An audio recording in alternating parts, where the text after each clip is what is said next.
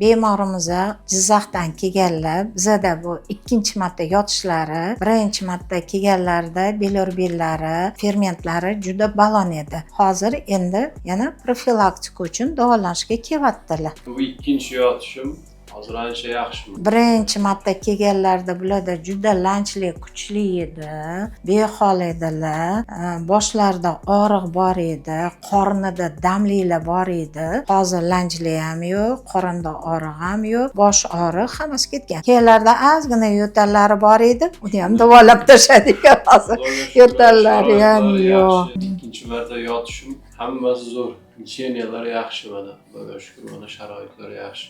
Xursandman. Zo'r hammaning. Kelganimda ahvolim mana nazarchilarim hammasi chiqqan, biroz baland chiqqan. Ancha baland chiqqan, mana ikkinchi yotishimda уже ancha tushdi.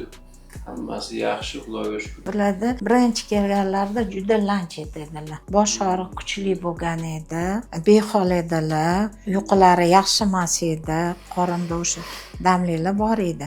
Birinchi lecheniyadan keyin ancha o'zlarini yaxshi his qilib chiqib ketdilar. Keyin 3 oydan keyin keldi desa yana qayta ko'rikka mana 3 oydan keyin kelib yotdilar. Mana kelganlarda o'sha ozgina yo'tallari bor edi, lanchlik, beholliklar bor edi. Oldindagi kuchli bosh og'riq, qorinda damlik unaqalar bo'lmagan, chunki lecheniyadan keyin kelyaptilar. Hozir shikoyatlari umuman yo'q. Hozir na bosh og'riyapti, na qorinda damlik bor, uyqulari yaxshi, kelganda yo'tallari ham ketgan. Hozir yo'talmayaptilar ham. Ozgina keyin temperaturalari bo'lgan, hozir temperaturalari ham yo'q. O'zlarini juda yaxshi his qilyaptilar. Mana Malik Ubayevna boshligida yaxshimiz, mana Xudoga shukr. Lecheniyalarni olib, mana o'zimizga keldik, Xudo xolasa.